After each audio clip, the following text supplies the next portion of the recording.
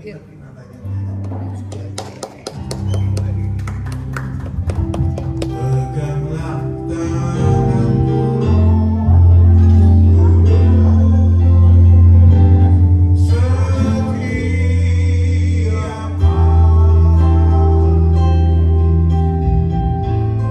ku tak dapat jalan sendiri tanpa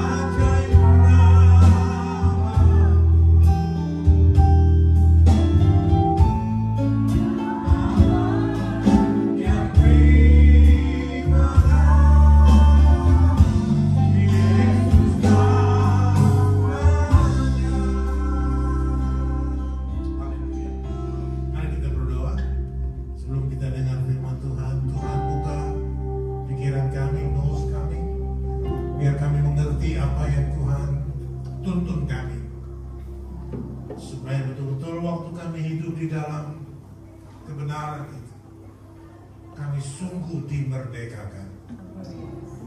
Bahkan kami boleh nikmati apa yang Tuhan janjikan.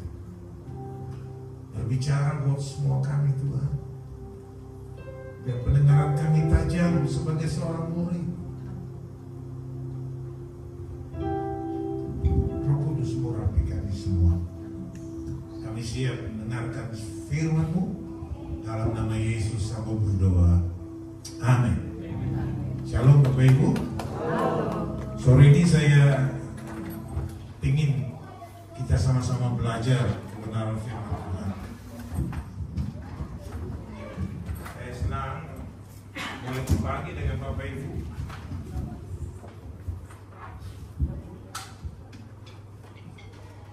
Saya mau berbagi dengan Bapak tentang bagaimana setelah kita ada di dalam Kristus,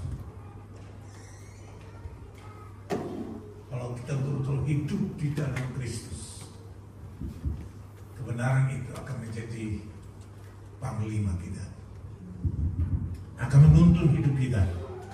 Jadi sore ini kita akan melihat sama-sama dari 1 Yohanes pasal yang kelima dan di ayatnya yang ke-18. Kita lihat dari terjemahan lain dulu.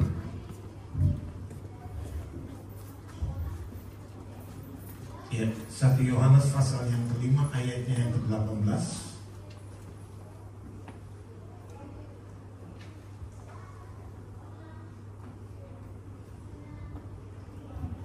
Ya, mari kita baca sama-sama ya Bapak Ibu. Ya, kita akan baca 1, 2, 3. Kita tahu bahwa setiap orang yang lahir dari Allah tidak berbuat dosa, tetapi dia yang lahir dari Allah melindunginya, dan si jahat tidak dapat menjamahnya. Kalau ayat ini kita baca, maka sepertinya kita pasif. Allah yang bergerak, Allah yang betul melindungi kita, sehingga si jahat tidak dapat. Tapi dalam terjemahan asli, saya pakai kata asli, kanon, dia bilang begini, mungkin bisa dilihatkan di slide. Nah, kan yang kanon ini saya lihat dari Biblikos. Dia katakan gini, kita sudah tahu bahwa setiap orang yang telah dilahirkan tidak berbuat dosa. Tolong perhatikan Bapak Ibu ya. Perhatikan hari ini. Kita sudah tahu bahwa setiap orang yang telah dilahirkan tidak berbuat dosa, sebaliknya. Nah, ini penting. Ini kata yang hilang dari terjemahan kita. Orang yang telah dilahirkan dari Allah itu dapat menjaga dirinya sendiri masing-masing dan si jahat tidak dapat menyentuhnya. Nah, ayat ini aktifnya kita. Yang dapat menjaga diri kita itu kita sendiri. Harusnya kita jaga diri kita sendiri. Bukan Allah yang jaga kita, tapi kita sendiri yang menjaga diri kita supaya kita tidak berbuat dosa lagi. Dikatakan gini, bahwa setiap orang yang lahir dari Allah, yang jadi pentingnya, apakah kita lahir dari Allah? Ya. Amin. Yang menjadi pertanyaan buat kita begini, apakah kita ini lahir dari Allah?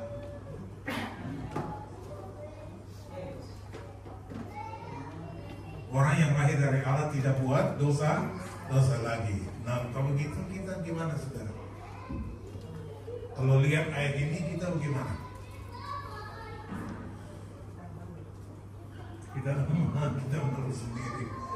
Nah, tapi jadi pertanyaan, apakah kita lahir dari Allah? Ini pelajaran dasar yang perlu kita tahu supaya kita tidak seperti orang-orang lain lagi.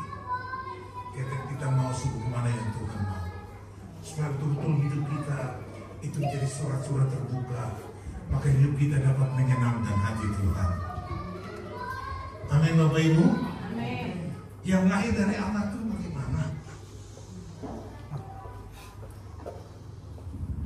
Bagaimana kita bisa menjaga diri kita supaya kita tidak buat dosa lagi? Nah, slide berikutnya ya. Bagaimana kita menjaga diri kita? Ini penting, saudara. Bagaimana kita dapat menjaga diri kita supaya kita tidak buat salah lagi? 2 minggu yang lalu saya beritahu bahwa kita as contoh dari seorang penatua, kita pakai istilah penilik jemaat, tapi itu di Eropa. Anak pulang, anak sekolah minggu, anaknya ikut sekolah minggu. Nah, kalau di Amerika tuh sekolah minggu sampai opa-oma ikut sekolah minggu. Nah, saudara tahu Nixon itu salah satu guru sekolah minggu. Setiap hari minggu dia ada di gereja, walaupun presiden dia ngajar. Nah, saudara, saya mau beritahu bahwa kita, nah, anak sekolah minggu ini diajar oleh gurunya bahwa kalau anak Tuhan itu dia tidak akan buat dosa lagi. Oh, dia senang. Dia bangga, dia pulang, dia begitu sampai dia peluk bapaknya dan dia bertanya, Daddy, tadi di sekolah saya, di sekolah minggu saya diajarkan seperti ini. Lalu Daddy tanya, maksudnya apa? Kita tidak bisa buat dosa lagi. Terus dia bertanya, Daddy, dalam satu hari Daddy tidak bisa buat dosa?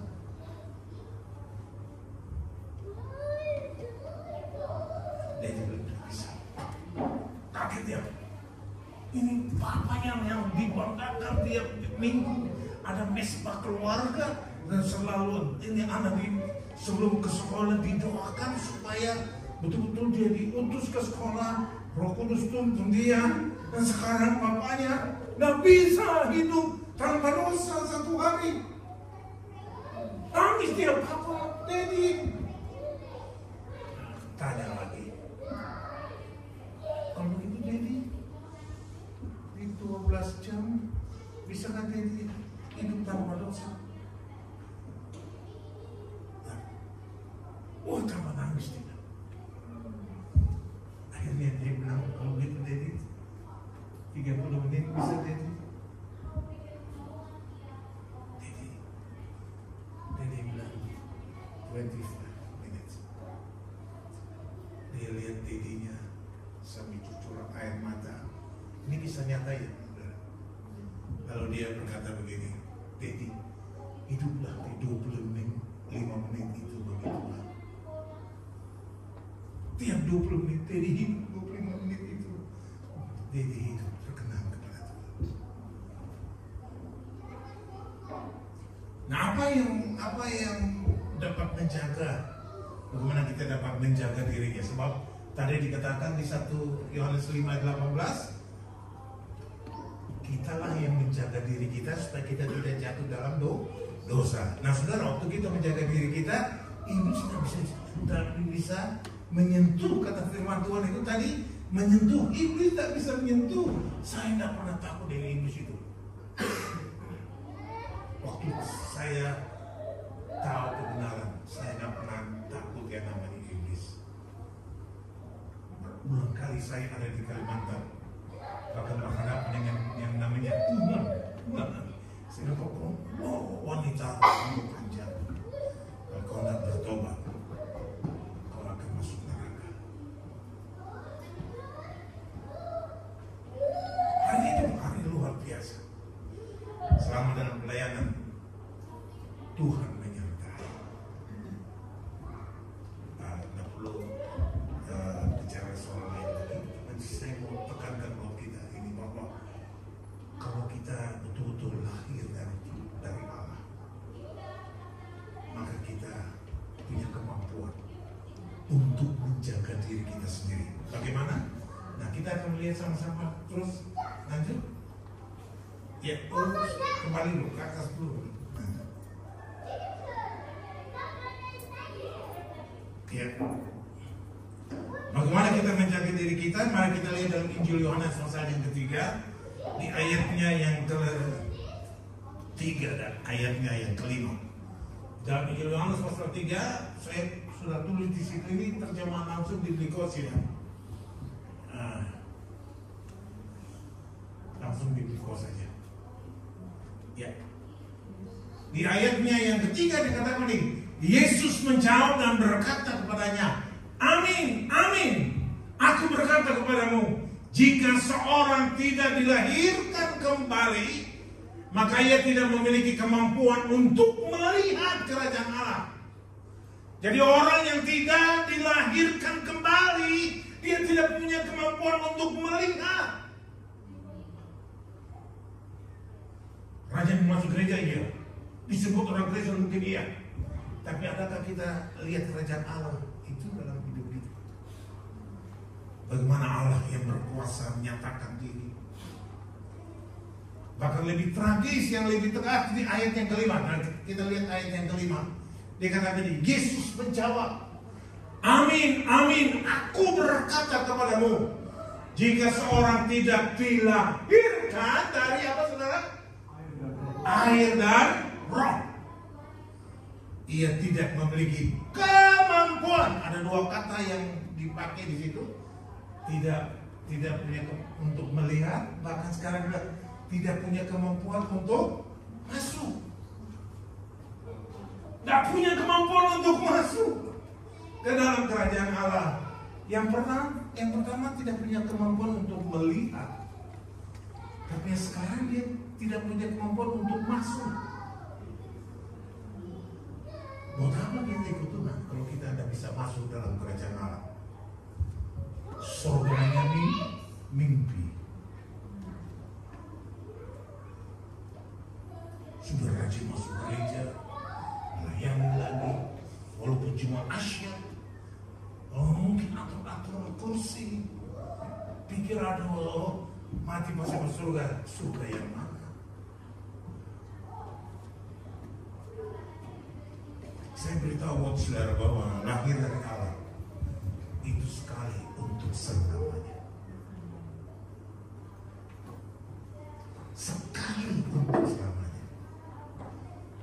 kalau saudara bertobat harus berkali-kali.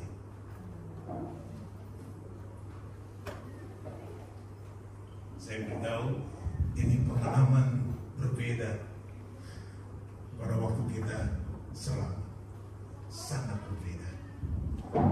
Ini pengalaman yang harus kita alami semuanya supaya kita punya kemampuan. Dia pakai kata situ, kemampuan untuk melihat dan untuk masuk ke dalam kerajaan Allah. Haleluya. Nah, kita akan melihat dikatakan di situ bahwa orang yang lahir dari air dan roh. Nah, berbicara dari air dan roh itu berbicara dari baptisan.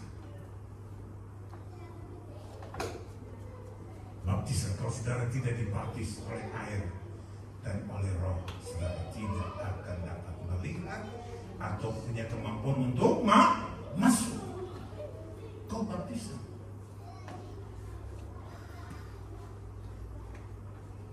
Ini dasar banget. Ini dasar banget. Kok baptisan? Ya, mari kita baca ayat ini. Ayat 4 dan ayat 6. Ayat 4 katakan begini. Oleh karena kita telah dikuburkan bersama-sama dengannya melalui baptisan ke dalam apa saudara? Kematian. Maka sama seperti Kristus telah dibangkitkan melalui kemuliaan Bapa, demikian juga kita telah hidup di dalam hidup yang baru. Wow, luar biasa. Ayat yang ke-6. Mari kita baca sama-sama ya. Ayat 6. 1, 3. Sekarang kita tahu bahwa manusia telah disalibkan bersama-sama dengan Yesus agar tubuh dan dosa ini hilang sehingga kita tidak lagi menjadi budak dosa. Tolong perhatikan ayat itu. Tolong perhatikan ayat ini ya. Ayat yang ke-6 sekali lagi kita baca ya. 1, 3. Sekarang kita tahu bahwa manusia lama kita bersama-sama dengan Yesus agar tubuh berdosa ini hilang kuasanya, sehingga kita tidak lagi menjadi apa? Budak dosa.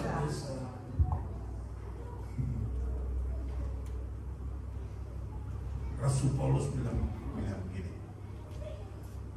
Wahai celakalah aku, siapa yang dapat menyelamatkan aku dari tubuh dosa ini? Sebab di dalam aku rindu berbuat baik, tapi yang aku lakukan adalah apa? Jahat semata-mata. Wahai siapa yang dapat selamatkan aku? Saudara tahu siapa Rasul Paulus?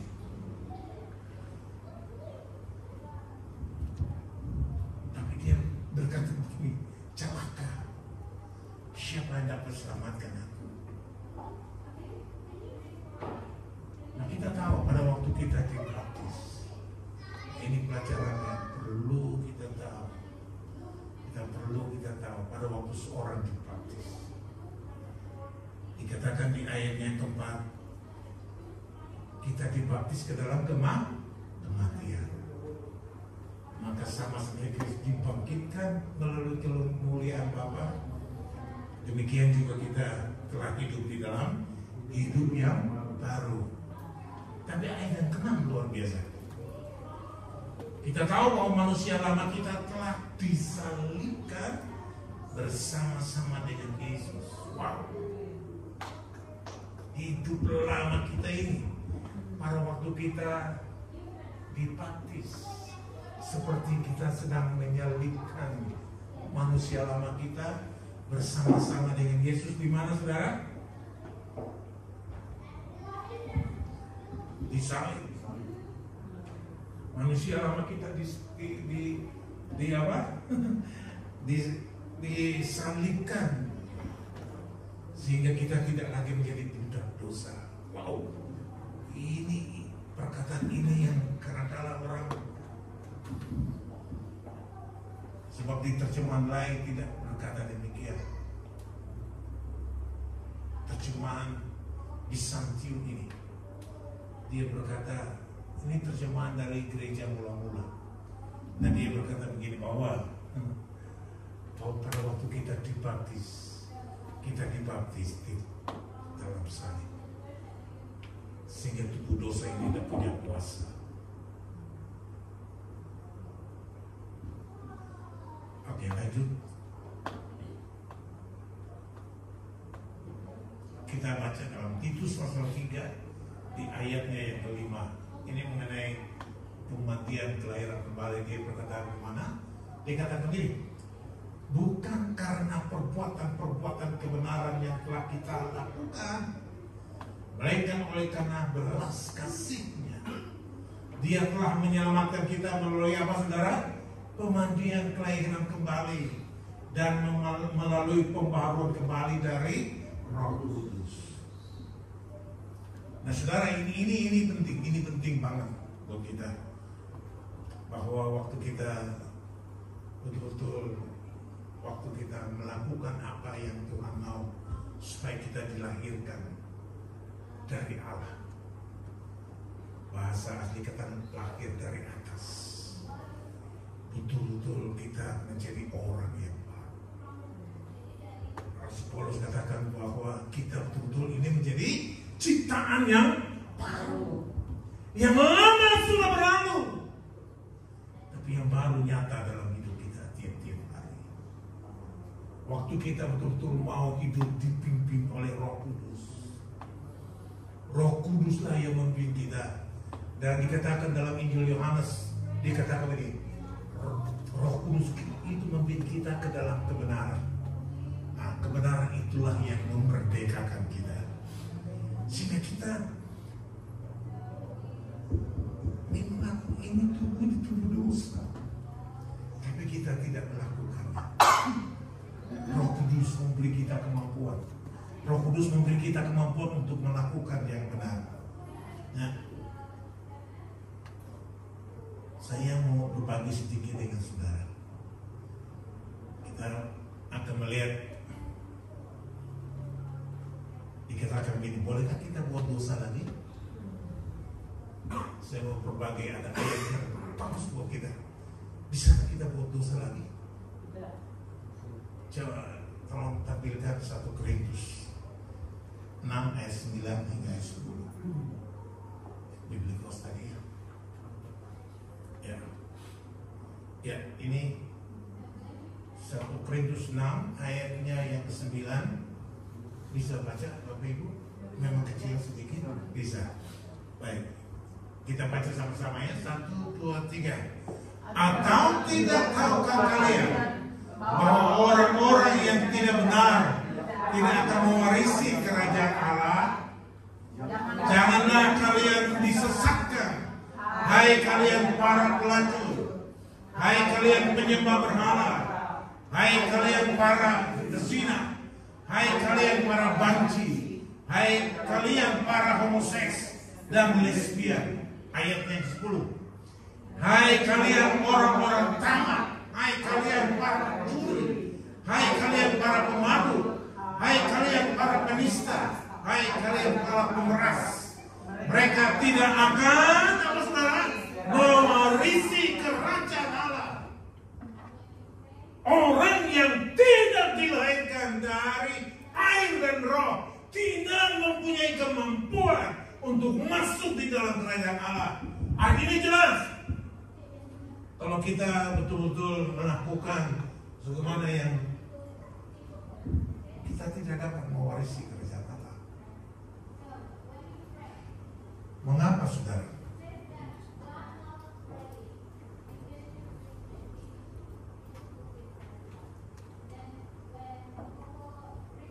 Kenapa Daud berzina dan dia bebas? Kita nggak boleh.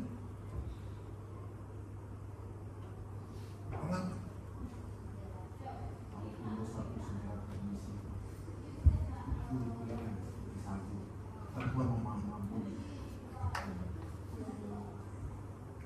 Saya tanya dulu buat kita. Daud tahu kebenaran?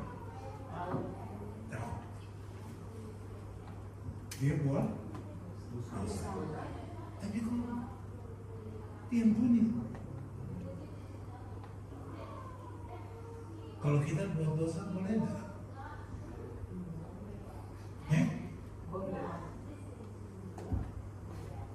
Kita buat dosa boleh enggak?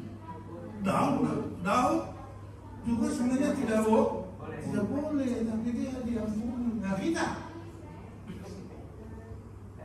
tidak boleh karena tergantung diri kita. Kita buat baik kita berdosa. Ini penting. Perjanjian lama dan perjanjian baru ada beda yang tegas. Dalam perjanjian lama tidak ada tubuh kemuliaan dalam Daud. Perjanjian lama adalah perjanjian dengan Abraham. Perjanjian baru perjanjian dengan siapa? Yesus. Beda. Ini pelajaran dasar, tapi perlu kita tahu supaya kita tidak main-main dengan tubuh ini. Kita tidak bermain dengan dosa.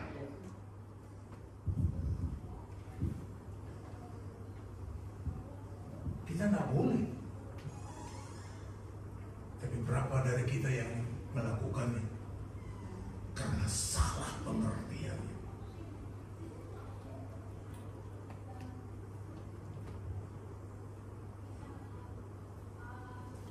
Yesus melahirkan kita, ampuni kita, bahkan dosa kita dipatuh disalib bersama Dia.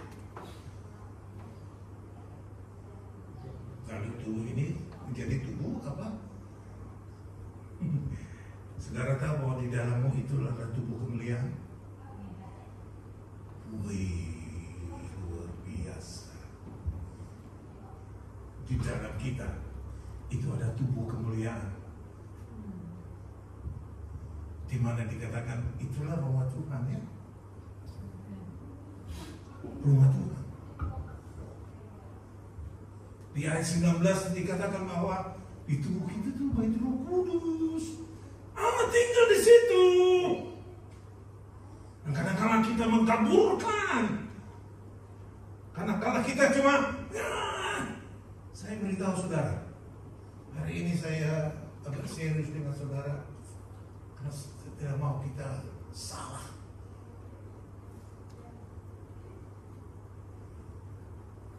Kalau kita baca kita, bahwa tubuh kita ini adalah bait Roh Kudus. Lalu kalau bait Roh Kudus dalam kita, sumpah ini bait kudus dalam kita, bisakah kita buat dosa? Lalu kalau kita sadar ini aja, oh kita ini ada bait kudus, bait Roh Kudus, kita buat dosa nggak? Buat salah nggak? Tapi dalam kenyataan kita buat tidak.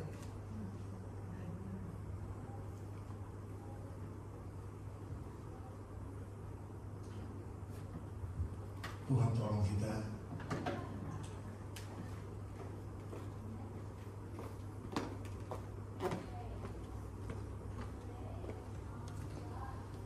Sekarang kalau kita lihat perjanjian baru, nggak ada orang perjanjian baru buat dosa. Saudara lihat, baca. Kalau saudara baca di dalam perjanjian baru, kita didapati nggak ada anak Tuhan itu buat dosa. Rasul-rasul tidak pernah buat salah. Tidak pernah buat salah. Karena mereka sadar. Pada waktu Petrus menyangkal Kristus, Yesus sudah disalibkan belum? Lalu menyangkal ya belum? Iya.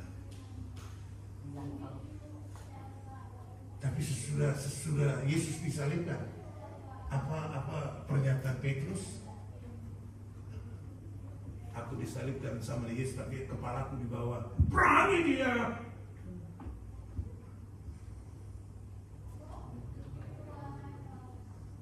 Sebelum itu dia bilang, Tuhan, jangan engkau untuk naik salib, jangan. Sampai Yesus marah. karena engkau iblis. Tapi itu pengalaman buat Petrus. Setelah dia tahu kebenaran. Dalam sejarah Alkitab Perjanjian Baru, tidak ada satupun murid Yesus yang buat dosa selain Yudas.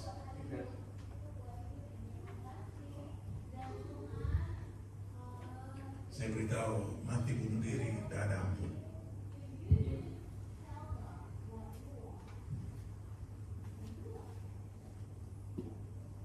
Ada pendapat dari seorang bapak gereja, apa mati, yang penting nama Allah sudah catat, pasti selamat.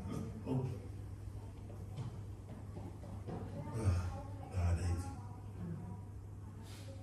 Alkitab beritahu bahwa kita jangan bunuh diri, jangan.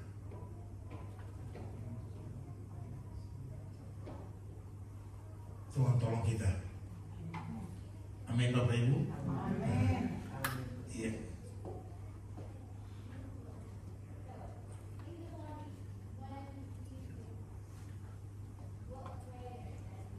Oke, kita lanjut. Yang kedua, ini penting buat kita. Pikul salib supaya kita tidak buat dosa. Selain tadi kita harus lahir dari Allah melalui air dan roh. Yang kedua adalah ini, pikul salib dan menyangkal diri. Ayat ini paling dihafal oleh anak Tuhan, orang Kristen. Kalau menjadi muridku harus menyangkal diri dan pikul salib. Berapa hari saudara? Setiap hari. Nah, di Lukas pasal 9 ayat 23 sampai 24, ini terjemahan Biblikos. Saya pakai terjemahan Biblikos, terjemahan yang kanon ini. Dia berkata gini, dan Yesus berkata kepada mereka semua, jika seorang ingin mengikut aku. Saudara ingin mengikut Yesus? Halo, kenapa Yesus pakai kata ingin ya?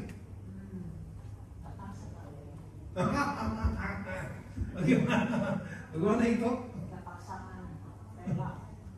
Dia bilang begini, Yesus berkata kepada mereka semua, jika seorang ingin mengikut aku, haruslah dia apa saudara? Menyangkal dirinya sendiri dan memikul salibnya dan mengikut aku. Kalau ingin ikut aku, menyangkal diri, ikut salib, baru ikut aku. Nah, itu 24 dia berkata apa? Karena orang-orang yang ingin menyelamatkan hidupnya akan membinasakan hidupnya. Tolong perhatikan, ini kata penting ini. Karena orang yang ingin menyelamatkan hidupnya akan membinasakan hidupnya sendiri. Saya beritahu saudara, waktu saudara berdosa, itu apa saudara? Membinasakan diri sendiri. Orang yang berdosa itu membinasakan diri sendiri. Pada waktu Adam berdosa, Adam membinasakan diri sendiri. Dia udah tahu tidak boleh, tapi dia makan aja. Dia membinasakan diri sendiri. Tetapi jika orang telah membinasakan hidupnya karena aku, berbeda. Membinasakan diri karena aku, dengan kata lain dia hidup dalam kebenaran. Karena dia hidup dalam kebenaran, dia binasa. Alkitab katakan apa? Maka dia akan memperoleh hidup. Kalau terjemahan lain mungkin bisa lihat sebentar, Lukas 9 ayat 23 dan 24.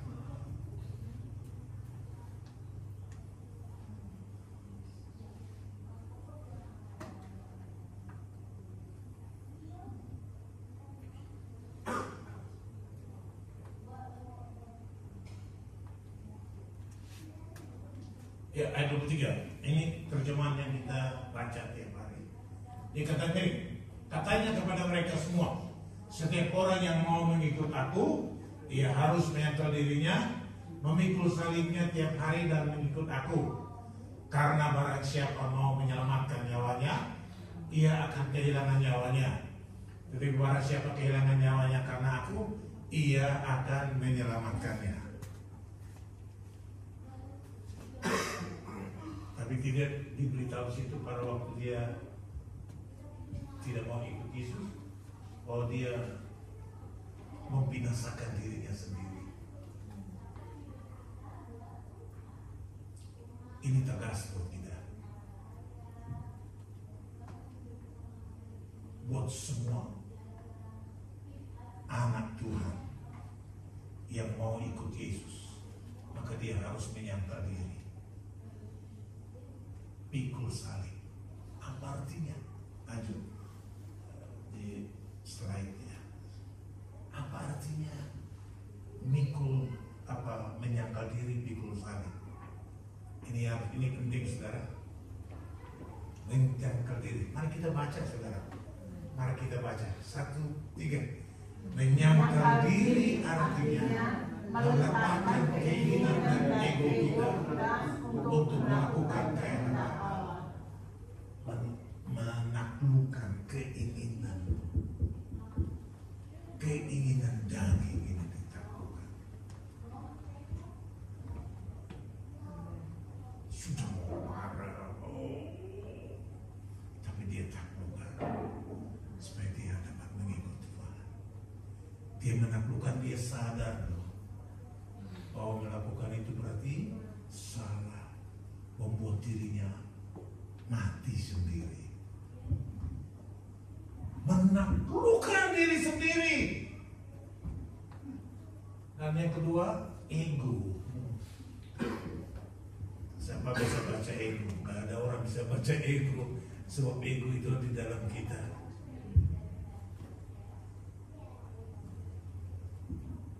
Sebab itu saya selalu pakai pernyataan ini buat jemaat yang dulu kami pimpin. Aku yang kaku itu perlu dipaku. Aku yang kaku ini perlu dipaku. Pakunya di mana? Di salib. Hingga hilang kuasanya dari kita.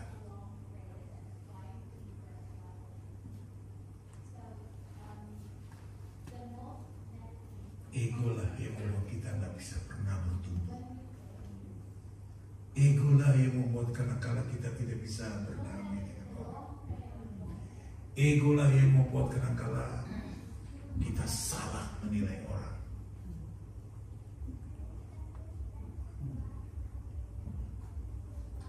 Sehingga kita tidak dapat melakukan kehendak Allah. Ego lah yang membuat kita tidak bertumbuh untuk mencapai dewasa atau sempurna itu. Dewasa atau sempurna itu sinonimnya. Yang kedua, memikul salib. Memikul salib. Hidup berbeda dengan nilai dunia. Semua yang kita lakukan mencerminkan kebenaran seutuhnya. Wow, luar biasa. Hidup berbeda dengan nilai dunia. Saudara tahu nilai dunia? Halo?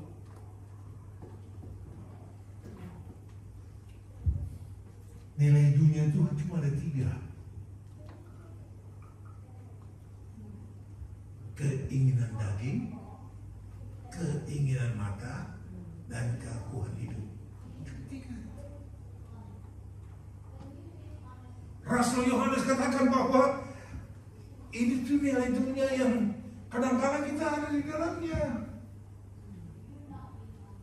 Keinginan daging, apa itu keinginan daging? Waduh, kalau bicara dari cabul, percabulan, bagaimana kita? Halo?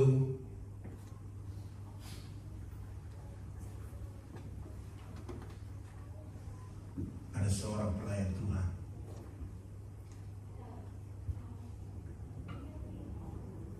Pelayanannya luar biasa.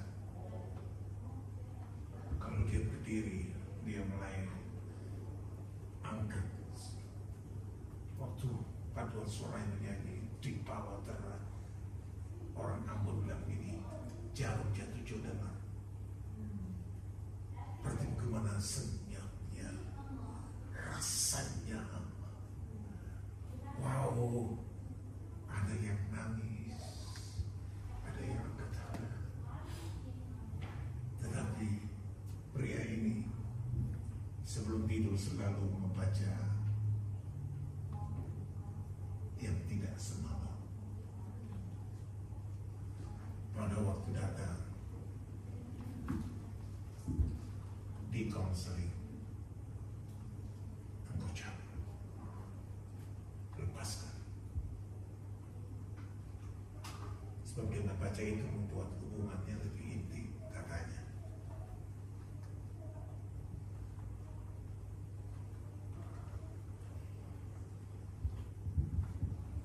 Tuhan tolong supaya tidak ada di sini, tapi kita betul-betul hidup berkenan kepada Tuhan. Amin. Kalau ada hari ini bertobat, jangan melakukan lagi. Tuhan tolong. Yang terakhir buat kita, yang ketiga. Yang ketiga ini dipimpin oleh Roh Kudus. Dia ada di dalam kita. Dia mau supaya dia memimpin hidup kita. Di Roma 8 ayat 13 berkata begini, karena jika kalian hidup menurut daging, maka kalian akan mati. Tetapi jika kalian mematikan perbuatan-perbuatan tubuh dengan Roh Kudus, maka kalian akan hidup. Ini penting. Ini sangat penting. Nah, bagaimana kita dapat mematikan itu dengan Roh Kudus? Roh Kuduslah yang akan tuntun kita. Roh Kuduslah yang memberi kemampuan dalam kita, sehingga kita mampu hadapi keinginan daging. Saudara tahu apa itu keinginan daging? Kadang-kadang ini tidak dibicarakan dalam pertemuan-pertemuan. Tapi bisakah TV munculkan Galatia 5 ayat 19 hingga ayat 21? Ini penting.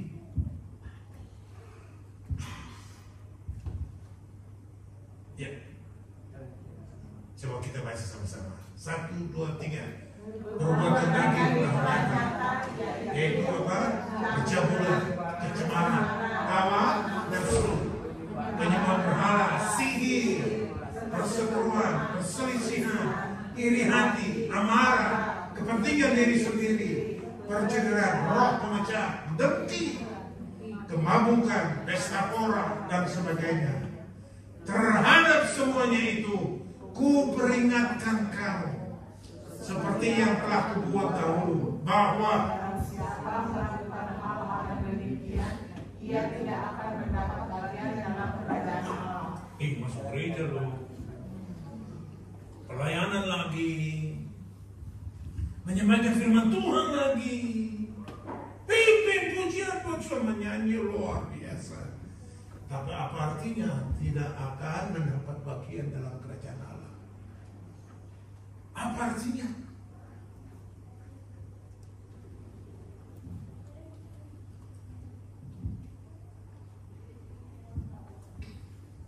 Kita kembali ke yang tadi. Slide yang ketiga tadi. Ya.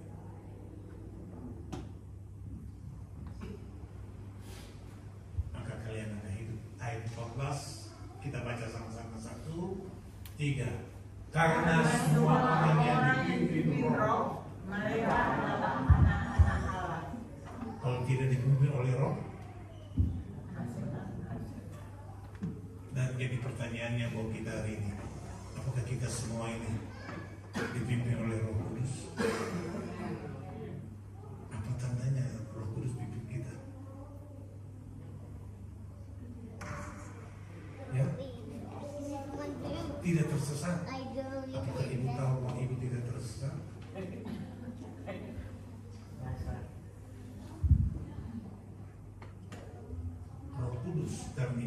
pasal 16. Roh Kudus itulah yang memimpin kita ke dalam kebenaran. Kebenaran ini bukan dikosomai, tapi kebenaran ini aletheia. Itu kebenaran yang sesungguhnya. Kebenaran itu ada dua hal. Satu aletheia. Pak Okto pernah berbicara itu buat kita. Tapi yang satu lagi itu dikosomai. Nah, kebenaran itu hukum. Tapi yang Tuhan mau kepada kita ini kebenaran yang disebut kebenaran Allah itu aletheia. Roh Kudus akan memimpin kita ke dalam kebenaran yang aletheia. Nah, kebenaran itulah yang memerdekakan kita. Bagaimana kita bisa dipimpin oleh Roh Kudus?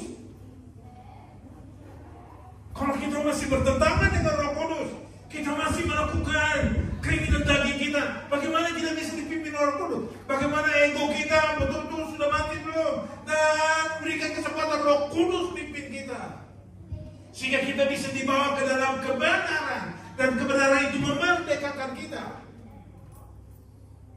Saya kasih contoh, ini kejadian betul ini.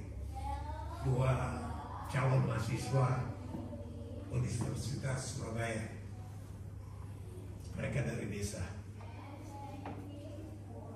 Dua teman ini happy banget karena mereka nggak perlu tes. Mereka masuk dalam program PMDK. Atau sekarang masih ada program itu kan? Ada. Jadi ya tanpa tes. Ya. Jadi dua teman ini mereka main di Surabaya, lalu mereka ke tempat Siola itu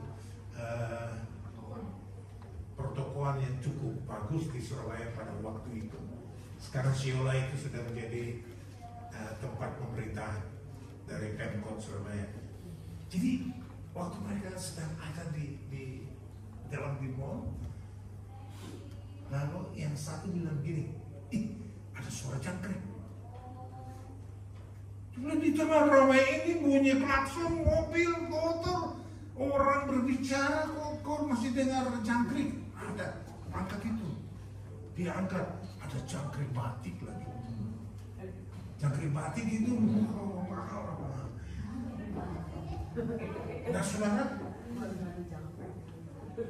Nah saudara, saya beritahu kenapa dia bisa dengar jangkrik. Karena dia selalu pelihara, dia dengar suara jangkrik.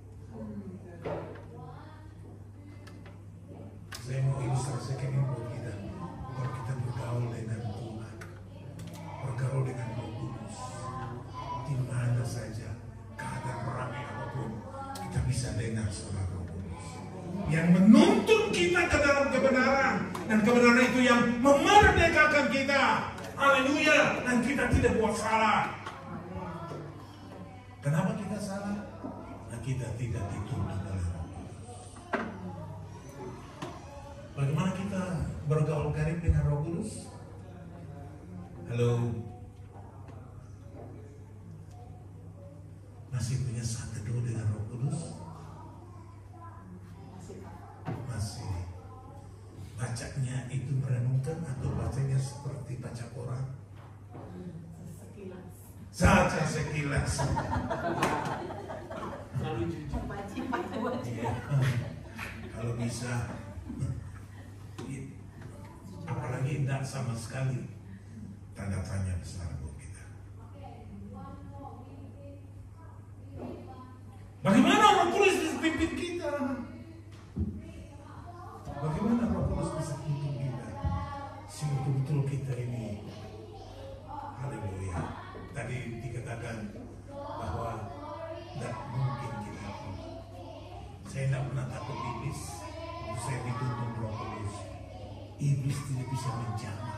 Tadi kan kita lihat 1 Yohanes 5:18, walaupun iblis tidak bisa menjamah kita. Saya tidak pernah takut. tidur di mana, mau ada di mana.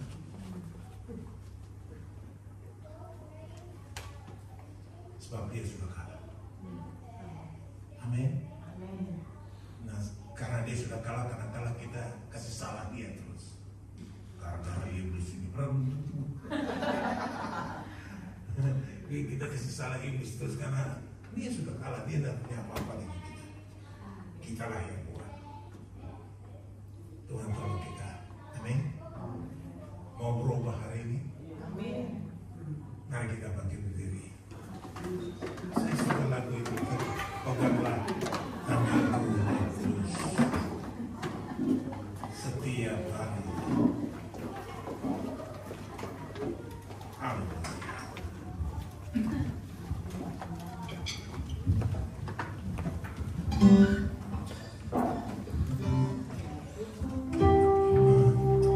Peganglah